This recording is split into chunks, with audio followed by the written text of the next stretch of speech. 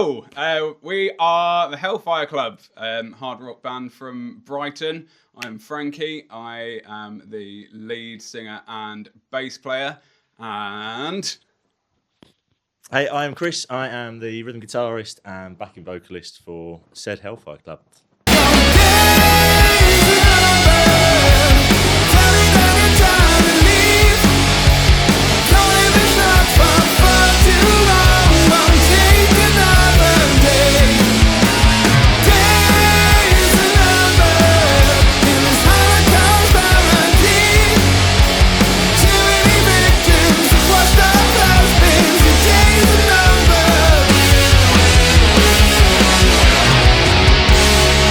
All right, let's talk about your name. Where did it come from?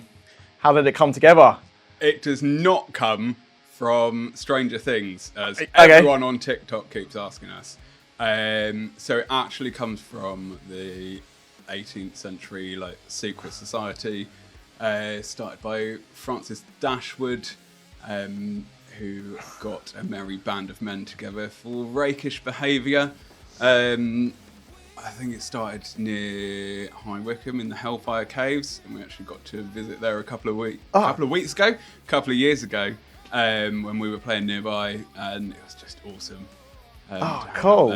So yeah, that's where the name comes That's from. a cool little thing to bit of history in the band. Yeah. So tell us about your music. What sort of genre are you? Let people know where you can find it, that sort of thing. We are, I guess, hard rock probably covers us best. Kind of music that your dad would love. I was going to say the dad rock, so more like Creed sort of thing. Yeah, okay. I love Creed. I love Creed, so I don't care. Yeah, kind of. I guess, kind of sound like GNR crossed with Foo Fighters with a little bit of some metal thrown in there. Yeah.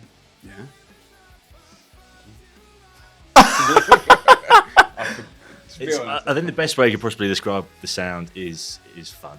It's something we'd never taken. You're probably guessing so far from this conversation, life doesn't happen too seriously, and neither should music. You just play it as you feel, right? You just do what you want. Yeah. It comes out as it comes out. It's fun. It's energetic. It's something to It's not something to sit down and quietly listen to on a Sunday afternoon. Where it's definitely more of a Thursday, Friday, Saturday night kind of vibe. Hopefully, but it's. I mean, I say that. I don't. Who knows what day people go out anymore? I don't. Yeah, you have to actually go out, and that's happened for about 10 years. So we'll. But I say energy is probably the better way of describing it. It is that kind of classic rock style. It's that Feel good fun. Feel good fun. Okay. So what have you released so far? So we released our album Do As Thou Wilt, which was actually the motto of the original Hellfire Club. We released that in 23, and then we had, I think, 4 or 5 singles off of that. And then we dropped a couple of singles last year, Make Me Want It, and Days Are Numbered. And then we've just sent this week a new track off for mastering, so that will be out in a month or 2. Yeah. And we've been tracking loads of other stuff, so lots of new music coming. Loads coming. Yeah. Nice. Been kind of a probably quiet couple of years regarding releasing. There's been a lot of live stuff, a lot of good gigs, a lot of fun happened. A new guitarist joined who's fantastic. And we figured it out. I joined the band a year. Floating away. My 1 year anniversary, not one of them bought me a card last month. But you bastards! Yeah, I thought that, but yeah. And so it's kind of, we've been finding a bit of a dynamic and a new dynamic. So it's a big change. Gone from a 3-piece to a 4-piece. There's another guitar in there. There's another vocalist in there. It feels like we've kind of been figuring out what style we want to go for next. Dad rock is one thing. where do we want to go? What other influences do we want to kind of pick out of the things we enjoy to put into the new music? So who are your main influences then? Alter Bridge is probably the one for me. Tremonti and anything that Miles Kennedy touches or puts his voice or fingers to, then yeah, I'm on board with that. So yeah, maybe a bit more of a metal edge, and I think I think Appetite for Destruction was the first album I ever got, and it's still probably the most influential piece of music that I've ever had. So that kind of covers it for me. But I grew up on a healthy balance of emo, hair metal, and gay anthems. Nice. So yeah, a big old mashup of emotion and noise with a nice driving beat behind it. So your songwriting process, who writes what? How does that come together? Okay, songwriting, we used to be, so it'd be me and Nin, our other guitarist, would usually build a song around a riff and then take a mashup of bits together into rehearsal with Andy, our drummer. He has an amazing ear for arrangement and would just be like, no, that sounds shit there, cut that out, put something in here, this needs like a big chorus in here. And then all the lyrics and vocals came last. With the newer stuff, we are trying to challenge ourselves a bit more, really.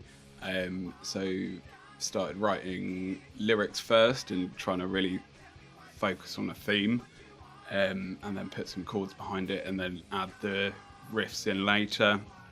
Having a new guitarist in brings a whole new angle to writing songs and a different sound that we've not had before. I think anything that keeps your mind active and trying to keep the creativity flowing and finding new sounds is where we're headed. I don't know if either of you have ADHD, but it feels I like do, yes. You do? Yes. I think that probably best describes our writing process, to be completely honest with you.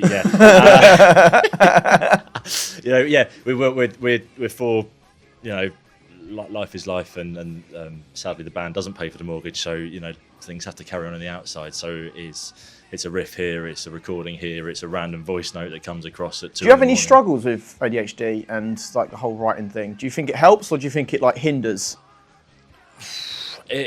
That's a good question. I think when it comes to writing personally, I genuinely think it helps, because my mind will just wander off, and if I happen to have a guitar in my lap at the time, it's fantastic, and all of a sudden you can record it and it's great.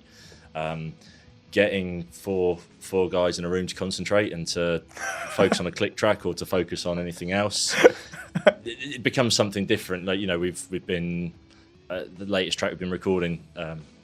Speak out of turn to the poor guy while he's not here, but we've had that single's been sat there for maybe 2 or 3 months, and then we finally got a guitar solo for it last week.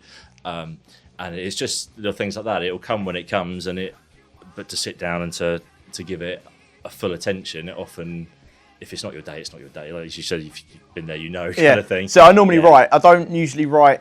I can write alone, but I work better in a band. So if there's I've got this riff, I'll think about it, and then I go, okay, I've got this idea, and I'll work around the riff that way. Bounce. And then when I'm like, what's your suggestion? Do you like it? Do you not? And then I'll change it if they don't like it and stuff like that. Yeah. So I'll bounce, but I'm pretty good at coming up with things on the spot. But writing things alone is more like, that sounds cool, but it's never going to happen, sort of thing. Voice memo it and then put it in the bin later. Yeah, love it. Yeah, cool. Cool. I don't know. I think the other day I sat down to try and work on an idea that I came up with a few weeks ago, and ended up coming with a completely different song. So I think it kind of helps. I don't like being told what to do. Same. So if someone comes to me with an idea, that sounded cool, but just because you've said you want to use it. or you think that it can go in this direction, I'm going to do deliberately the opposite. Yeah, I've completely lost track of the question. We can skip if you want. It's all good. And that's the thing. Like you were saying, to genuinely, I think we would sit down and write songs. We'll go to write a song and we'll finish the day with 4, and that's sort of how it kind of happens. Are you quite quick at writing songs, or is it like an all day? It's months it's parts and ideas and general kind of the soul of the song will be there in seconds. Then actually putting it all together and actually getting it down and getting it to a workable state, that's the bit that kind of takes missed that one, I'm not feeling that and then we'll actually get in a room and figure it out together. So but I think this year's definitely been I say last year was very much, we had a lot of gigs, a lot of fun, a lot of good things were going on. And then this year everyone's going, so what's new with you guys? And we're going, yeah, we should probably think about that. We should probably get something going. And I think since Christmas, I think realistically that's been kind of a solid focus for us. And there's a lot to come. There's a lot that's in there. And yeah, but hopefully when it does come out, it's liked and enjoyed, and people enjoy it as much as we enjoy it. So we'll watch it from there. So that leads into my next question perfectly, actually. What are your plans for this year? Writing and recording. Obviously, yeah. And we played some really cool gigs last year. We played with Warrior Soul, with Spread Eagle. We played with Tigers of Pantang. They're a pretty good band. We're open for Blaze Bailey, so it'd be cool to keep the momentum up with like those opening slots for some bigger acts. We've got some shows further afield this year, playing over in the West Country. Have we got somewhere actually north of London coming up as well? We have. 2. Have we? Technically. Where? Cobblestones north of London. I don't know. Cobblestones. No idea. Just keeping up with those gigs, with the new music. Also trying to actually connect with our audience a bit more. Been hammering social media this year, which has always been something that we were a bit like, don't know what to do with that. We're just going to leave that over there. But actually trying to post consistently and build relationships with people that listen to our music, which is a really cool experience to be involved in for the first time. Yeah. What are your plans for 2026? Depends what the other bands are up to. So it is exactly that. There's been a lot of Frankie, bless him, is fantastic at it. If it wasn't for him and the effort he puts in, we wouldn't have a social media presence, full stop. So I think actually to support him, to get that content, to get those, I had an AMA yesterday, or when we were in the studio yesterday, and the record, I'm not going to say it was getting a bit frustrating, but just to stop, sit, have a coffee, chill out, and then start reading through some of the questions, and actually to see the volume of people that, you get your friends who comment and things like that, but you've also got people you don't know who've followed you and are genuinely interested in what it is you do and how you do it. Couldn't agree with you more. It's a fantastic feeling and something that definitely needs to be pushed, I think, this year and going forward. With the platforms are there, the things are there to do it, and fingers crossed we can get it rolling and really make the most of it. So I'm going to go with and ask, how do you go about that? Who has the ideas for the social media? Do you find it jarring, annoying? Largely, it's me. Yes. Okay. I think I've got TikTok down to a bit of an art. I can be in and out in a few minutes for a post with that. The other stuff takes a bit more. Instagram and Facebook, I think, the ones like I hate doing. Yeah. That's so time consuming. I mean, like you can schedule them. You can schedule a post and it's like, oh yeah, that sounds cool. and then it's out, and it's like, oh, fucking do another one for the next day, and it's what time I consuming. find really difficult about it is if you've got a post for an upcoming video, like song release or something, and you spend ages like getting the perfect video, and it goes out, dies on its arse, and then you post like a 30-second clip from rehearsal, and that just takes off, and you're like, well. The algorithm is so weird on TikTok. It is so strange. Whatever bothering. Yeah. It could be like a potato video on TikTok, and it'll just go mental. Absolutely. Yeah. Sat there with a cup of coffee, staring Exactly. at, and all of a sudden it's a million views. You're going, this is easy, but why is it? But it's not easy because it doesn't follow the formula you think, and it's. If you're getting a million views, you can take over the social media. I'm not. No. No. If people, well, no comment. This is about us. He kind of lost it there a little bit. Social media. You passed. I don't know why you passed it to me. Whether it looked like I was about to say something, but it's yeah. You can have it back. Yeah, it comes to social media. Thanks. Yeah. So does everyone have like participate in creating like reels or is No. it just one specific person? No, I will ask for specific videos of like playthroughs, or at rehearsals. I'll be running around with my phone in my hand. We set up a couple of cameras in the corner when we were recording yesterday, so I'll chop those bits up. What was fun, which we hadn't actually done before, was the AMA. So I think we'll start doing a bit more of that, and then that's something that you lovely folk can all chip in with, and just playing with other like kind of posts and things. Yeah, I think it'd be a really good opportunity to use social media, actually socially, not just. It's not a promotional tool. It's an actual social getting to know the It's people great who listen for to it. events too. So like you can always use it to we've got a gig coming up, just create an event, tag everyone. Done. Yeah. It's great to connect with people. And get a communication board. Getting something the way it's actually, we haven't got 80 million fans. We could probably actually, if we put our minds to it, talk to most of them in a week and actually get that connection with them and that little bit more. Actually, find out where people are listening to us probably and start organising and playing shows where they want us to be, rather than just where we've organised and hoping that it works, and utilising that to make more of a Hellfire community than making it just about come and watch our band, come buy our t-shirt. It is want it to be the family that it kind of is between the four of us anyway, and that kind of fun and that enjoyable thing that we have.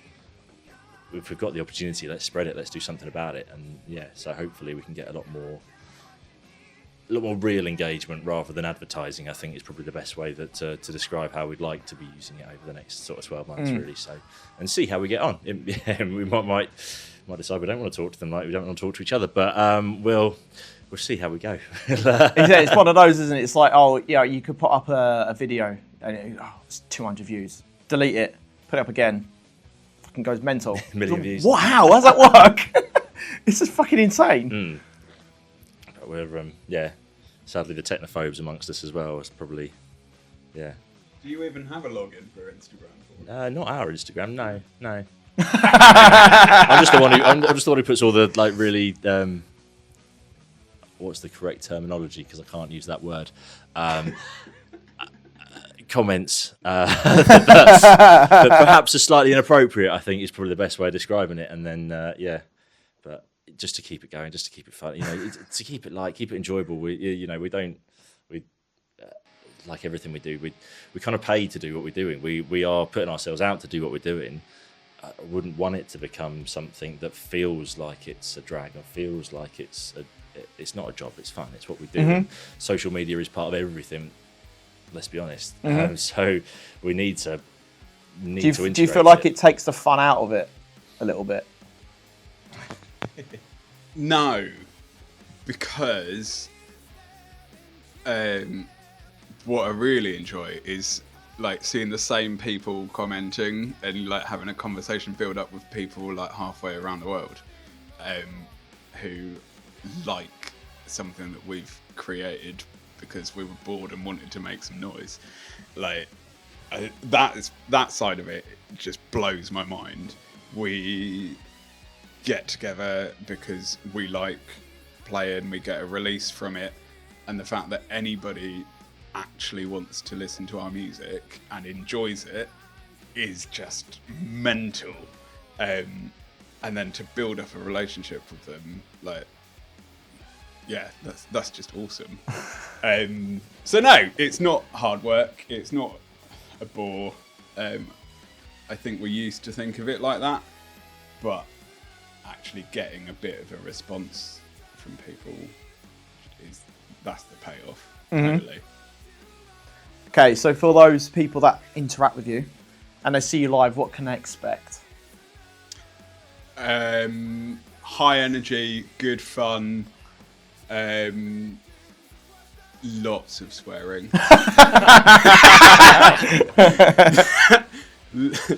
Lots of words that we can't use.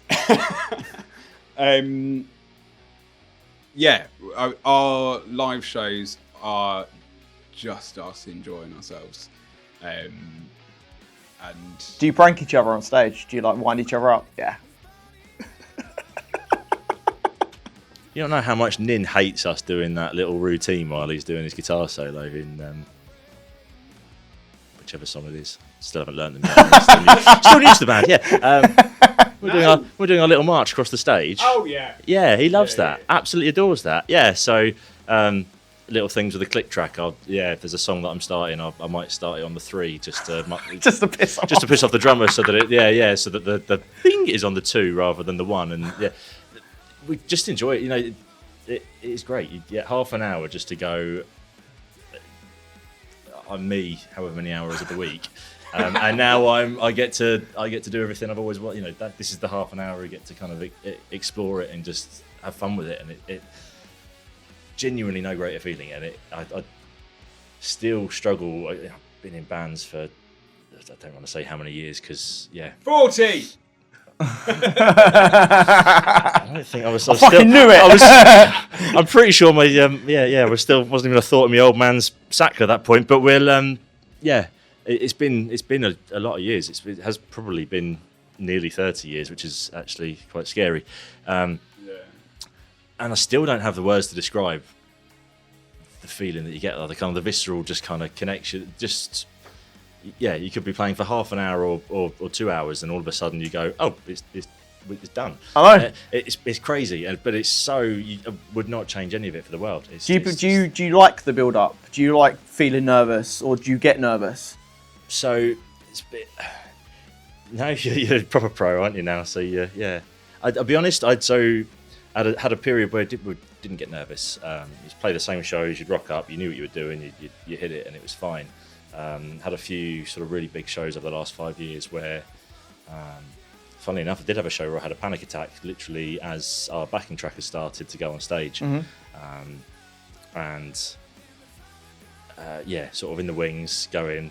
I just walked off. The rest of the band walked on stage, and I was like, I need another 20 seconds, I'll be fine. And then click track clicked in, 1, 2, 3, 4, stepped on stage, hit the first note, gone, and then straight back into that love and enjoyment of the music. Zone out, done. Absolutely switched, and it was fantastic. It was, and I remember the first gigs I did with these guys as well. It was like being 17 again. It was like those first little shows that you'd play, or those not little shows at all. Those first shows you play where you don't have that kind of confidence and awareness, and it's odd, but it was lovely to have it back. It was really nice to have that bit of fear, to have that heart rate going. And then it was lucky enough to then have the self-awareness and the confidence on stage that, no, I can do this. That actually, once it started, you're not standing there nervously. You're going, no, we're going to make the most of this. We're going to have some fun. And that's what it is. It just gets easier the more you do it, right? I remember when I first did it, I was a fucking nervous wreck. And I just got so used to just going, right, 1, 2, in. And then it doesn't bother me anymore. No. It's fucking weird. It is so fucking weird, yeah. You sit there. I remember someone showed me a video of, I think one of the first gigs I ever played was like 15 years old. I was a bass player in a band, and I spent the entire show just staring at the drummer with my back to the audience, literally for half an hour or 45 minutes or however long it was. And now, like I quite like to think of myself as quite a reserved gentleman. Put me on stage and put a guitar on my neck, and it just turns into something else, and it is so much fun, and it is almost undescribable. Just the pleasure that you can kind of get from playing that and from doing that, and you know, even a bad show is better than any other day of the year. It just is, and there's not much more. Does a bad show bother you still, or? Yeah. Have you had like one show that's like, you know, the crowd's not feeling you can just feel it? Yeah, we've probably had a couple in the last year where I think it is also really quite odd though. I think Cart and Horses comes to mind, but again, there'll always be, even I think a lot of places, and we kind of miss it as musicians, that these big, you know, bands and people who play to people who've been fans for years, they will come and they will pit at their shows, and they will, you know, because they know the music, they know the songs, they know everything else. When you play music to someone who's never heard you play before and never experienced what you're about, I find myself doing it when I go to festivals and things. If I've never heard of a band before and I don't know the songs, I will be standing there just observing and just taking it in, because I don't have the kind of capacity to enjoy myself and concentrate on it at the same time. And I think the response that we get at the end of our shows, when you come off and you're packing down or you're at the bar afterwards, and these people will come and go, yeah, that was incredible. Your voice was amazing. That guitar was fantastic. Yeah, and you know, that bit you guys did, or you know, people are clearly concentrating. People are clearly engaged and involved. But it's hard sometimes when you're on stage and you just see blank faces staring back at you to kind of assume people, you know, you're clearly hating it, aren't you? So sometimes you just get observers, like, 100%. and they you know, they look like they're miserable fuckers. Yeah, but they're not. They love it, and they're just watching. Like, and then it's just weird. And I take that, because at the same time, I think the point is that I will hand this to you in a second, I promise. But I've had a coffee. It's all gone to top. Yeah. I don't care if it's two people. If it's a rehearsal room and it's just the four of us, I still can't stand still. I still love playing music. I still enjoy it. So if I've got 10,000 people screaming and pitting, or I've got 3 people and one's on their phone and 2 are just holding their beer and watching, it's still where I want to be. See, I'm the same. I'm left and right, all around the stage, and like I'm like, fucking yeah, in the faces. Like, exactly. Yeah. Like, I fucking love it. I can't stand still at all. Whether you get it back or you don't, exactly. It's your job to bring the energy. It's your job to, you know, to do what you do, and to it doesn't matter. The crowd is not important. They've paid to be there. You're the one who's there to do what it is you love to do. And so, I couldn't say much more. Really, it's just that level of, you know, I just adore it. And then to have that feedback after shows, and you know, some of the times you play a great show, you think you played a great show, and everyone's enjoyed it, and then you walk off stage, no one comes anywhere near the merch table, no one comes to talk to you, no one comes to engage you at all, and it's almost like I'd almost take the subdued audience with a bit of feedback afterwards to have that connection and to have that conversation and things like that. But either way, I really couldn't give a shit, to be honest with you. I'll sit and play in my bedroom and enjoy it as much. You know, it's just a joy to do. So yeah, it's just a privilege, really. Do you need to add anything? Because I know you've been eagerly waiting the whole time. I disagree with everything. There's a fucking surprise. No, actually, I completely agree. And I think I don't get nervous before a gig, but I will get a buzz afterwards. And it is even like when I have played a bigger show and I have felt a bit like, oh, like pressure's on a bit.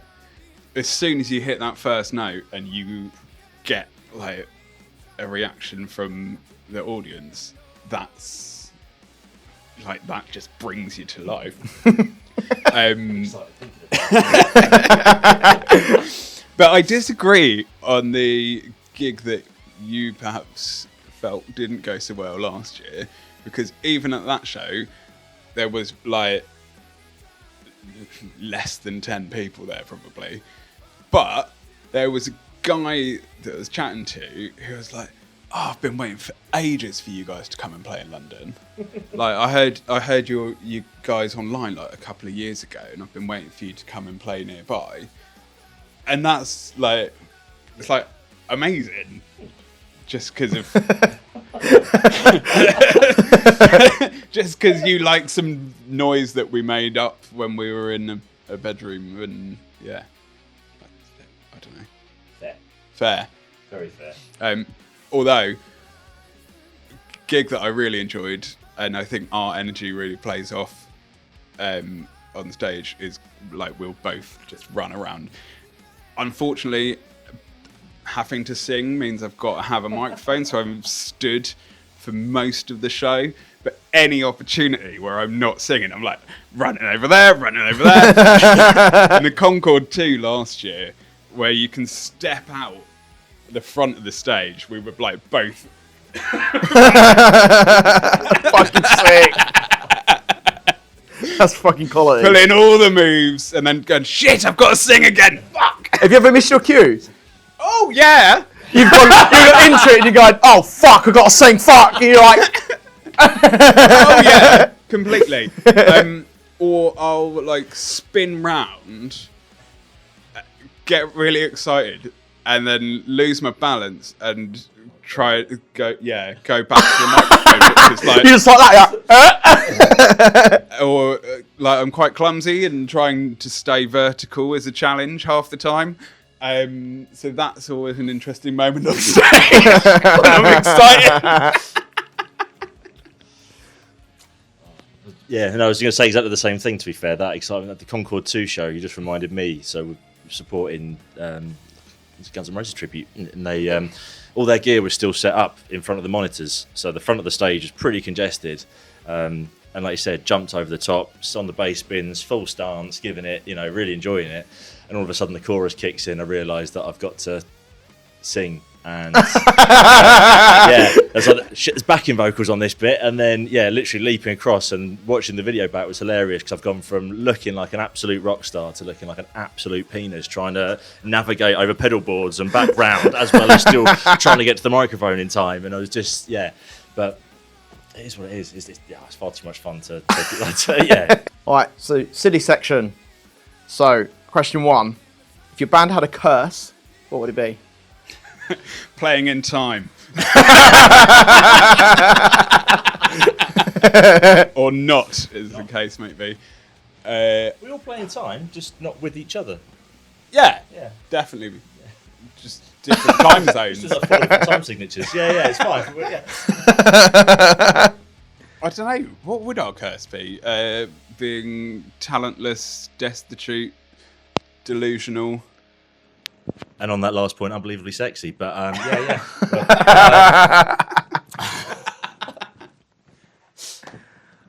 don't want to be cursed. I don't need that drama in my life. definitely more of a positivity. God, you really are a gay anthem kind of guy, aren't you? That was it. Yeah. Just trying to remember who that was. Sweetie, I was born this way. Yes. Yes, darling. I wasn't. It's years of therapy. Yeah. Fair. I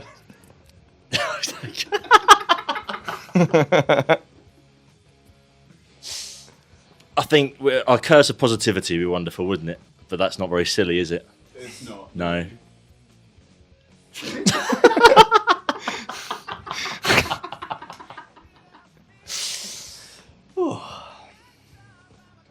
You don't know? I really don't know what our curse would be.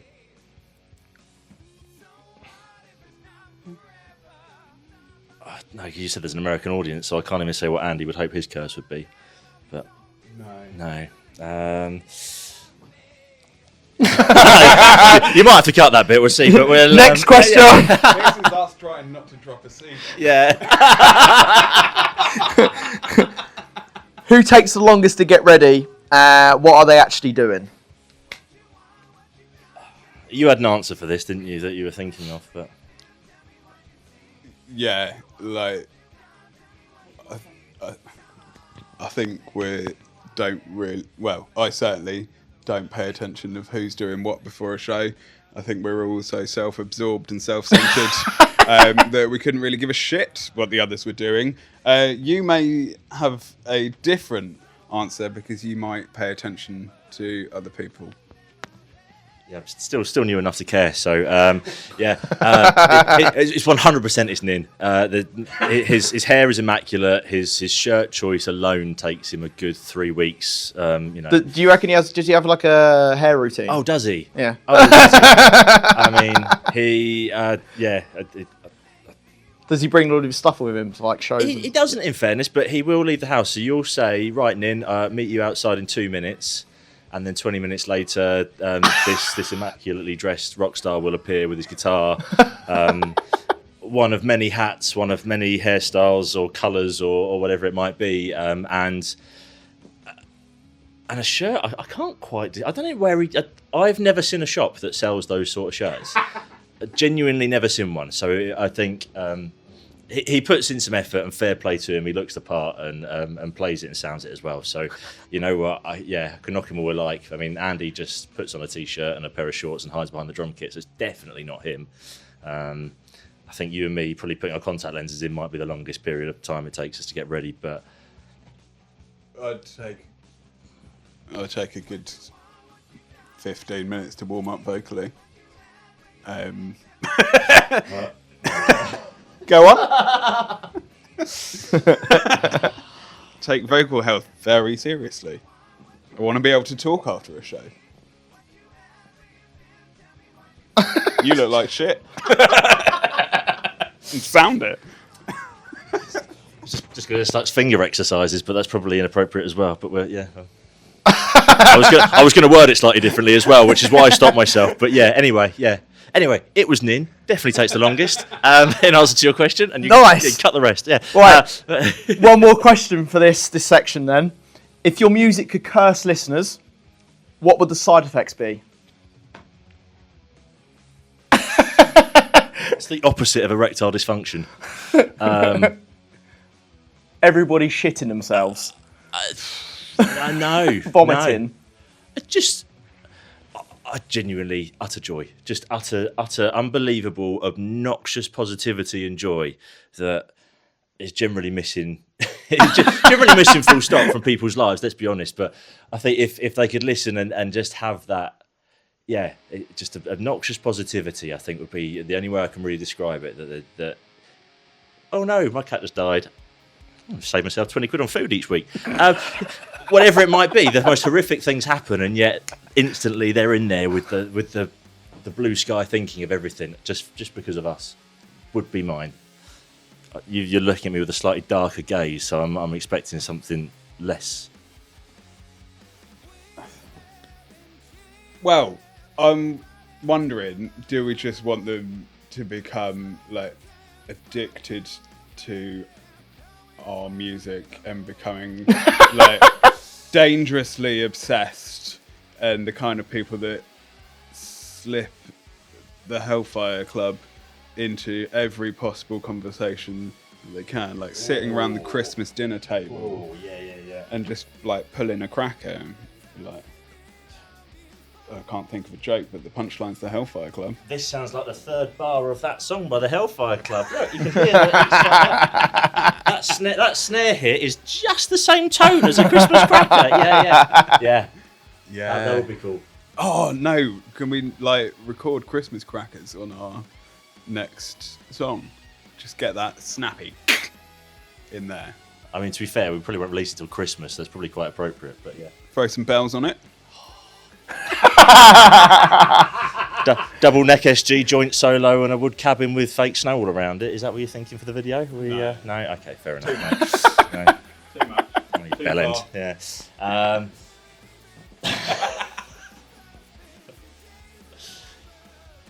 All done? I've got no idea. Yeah, probably for the best. But yeah.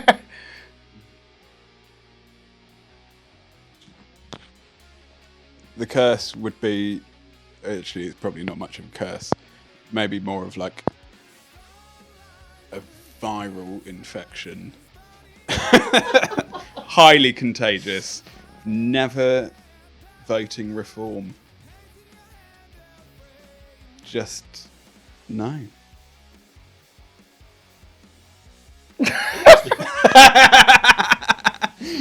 Genuinely think that's where I voted this week. Is that what you're saying? Look, well, you're a middle class prick. You must have voted for them. But no. Let's not bring politics into music. One of them I enjoy, and one of them I detest. It's a niche. It's a niche thing. It is very niche. Have you listened to our lyrics? Highly political. No. Who listens to the singer? I just enunciate various like. I can't even think of the correct word now. Just various letters within the song that I think sound about right. I've just pulled them from that. We were talking about no, not Daltrey. Who were we talking about? Creed earlier. I kind of take that as a vocal influence, so that I don't have to learn the words because no one can actually hear what I'm saying anyway. So I don't have to learn the lyrics. It's fine. But I will listen. I will go and have a look, and I will take your political views on board, and I will respect them. Great. You didn't know like the bass parts to one of the songs that we've been playing for like well over a year since you've been in the band, and we were just like tracking some acoustic stuff in the studio yesterday, and you were, because for some reason we've swapped over on bass and guitar duties for acoustic stuff, and you were playing a bit, and I was like, oh no, the chord changes there. I've never known that. I've always just hammered out on the E. Every day's a school day. Right, it's a Bilge Festival. So have any bands, food courts, days, prices? I didn't know food was getting into this. Christ, you're going to need a bit more battery on that camera. But we will. I'll let you start it because those three headliners are definitely off them. I didn't realise food was going to be part of this either, but Mexican food, anything is better with a burrito. Love a burrito. I would go headliners, Alter Bridge, Queen with Adam Lambert and Freddie. Oh God, who else is a headliner? I don't know. You pick one. I think Heyday GNR. Oh yes. Yeah. Appetite GNR. Early 90s GNR. When they were good. Ooh, your words. I think they're still good. Just you know what, Axl Rose. They are phenomenal. Yeah, bless him. The guy's been doing that to his voice for the last however many years, and it's nearly 40 years with GNR. So fair respect to him because they've never been able to make a noise anywhere like what he made, and so. It's going to come a time when age comes to the best of us, and it's going to get there. But fair play for still standing up in front of 50, 60, 80,000 people and still doing it. But yes, you are correct. Yes, I'll take 90s over now every day of the week. But we were talking like undercard with sort of there's bands. There's other bands from sort of slightly different genres we love. So the people like Polaris are just killing it at the moment, and just the aggression and the connection and the quality of what comes out of them is just unbelievable. So big fan of Mammoth, big fan of Bleed Again. I had to get it in there, sorry.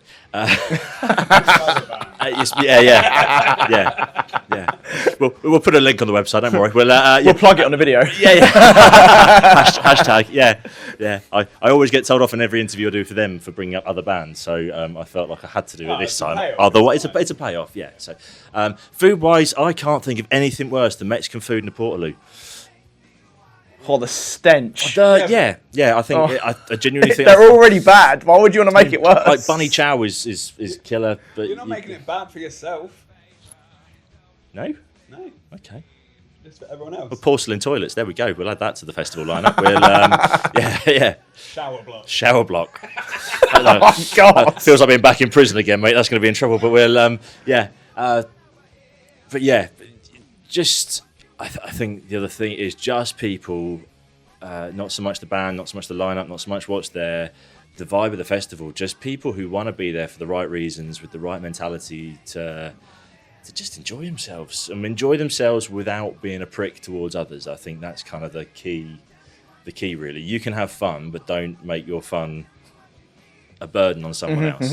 And if you get that right, then Christ, yeah, it's good times. We're going to throw some of our buddies on the bill. Yeah? Yeah, I'm going to throw One Last Day on the bill. We've played with them a few times. We've got a couple of gigs coming up with them this month. Always game for a laugh. Crooked Shapes we've played with a couple of times if you're into some math rock. Who else was I going to throw on there? Rex, Energy. Oh, Rex, yes. Ticket prices a tenner. Let's make it Nice. affordable. Make it affordable. Full 5 days, just... A tenner for Mexican food. Yeah. Bombed Portaloos. Yeah, none of this 200, 300, 400 quid for a 4-day pass. Shite. Stranger Fest, it's fine. Then we could at least get the people who keep clicking onto our website anyway. We can get them involved too. Stranger Fest. Sounds like some sort of dogging convention. Yeah. Yeah, maybe. Yeah, fuck it. Say all your headliners. Yeah. We went GNR, Alter Bridge, and Queen. With Adam and Freddie. Yeah. We've been the Hellfire Club. Thank you for sticking around and putting up with our nonsense. Thanks.